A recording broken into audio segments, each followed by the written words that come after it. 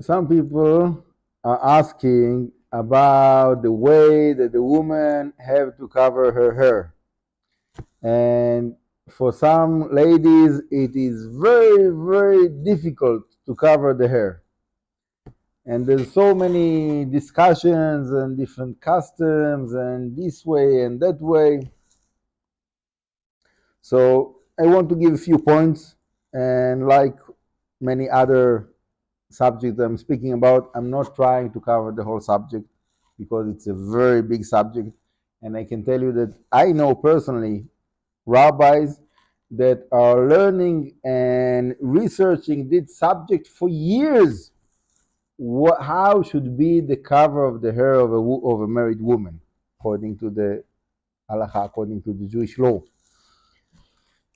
So the basic understanding that it says in the Torah about a woman that she's not behaving according to the Jewish law, and there's a whole long process of what happens there. But in the end of the process, she gets to the mikdash, to the Bet Hamikdash, and the Kohen there is revealing her hair. Uparat rosh Aisha, says in the Torah. So the sages are learning from here. They're learning that all the other times the hair have to be covered.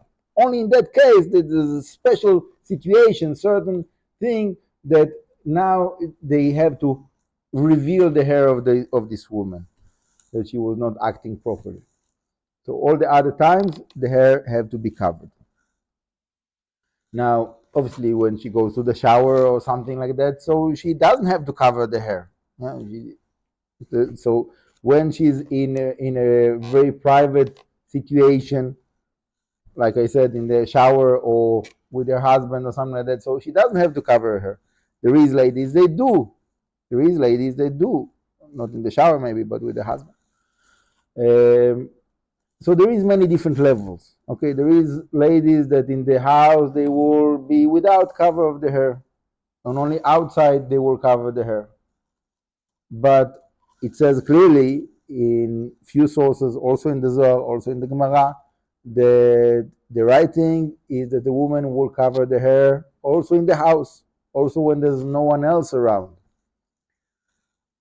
And the reason, according to the Cábala, is that the chitzonim, the external forces, are able to grab the abundance that is connected to the hair of the woman if it is not covered. So when a woman is covering her hair, she's basically protecting the abundance of herself and her family. And as much as it will be more covered, they will have more protection. Obviously, it's not only the covering of the hair.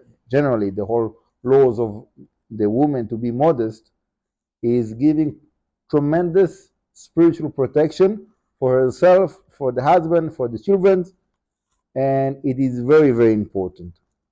And I will finish with a story that one of the rabbis that I was learning by them, Rav Yehuda Deri, that is the chief rabbi of Be'er Sheva, he told a different rabbi that I know that the children of this other rabbi, they have very, very high spiritual level, tremendous spiritual level. One of his sons is learning like the whole Shas of the Guemará every year, is like something really exception.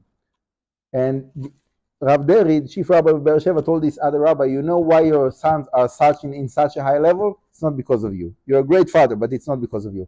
It's because of your wife, that she's so strong in her modesty.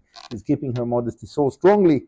It's so important for her. She understands the value of that. She feels that she's doing it for Hashem's sake, and this is her honor to be modest, to be a Jewish woman that keeps those laws of modesty.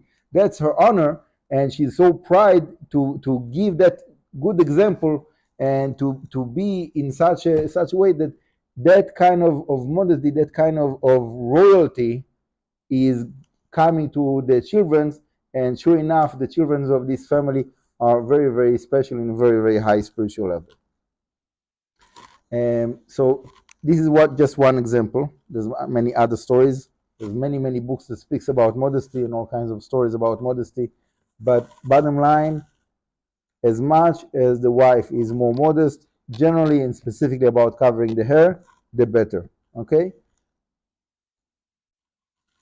There is another time maybe we'll speak about different styles of how to cover the hair, this kind of cover, that kind of cover, but the basic understanding that somehow the hair have to be covered, the woman should be modest, and as much as she's able to get over that lust of being not modest, which is a tremendous yetzirah for a woman to attract that attention.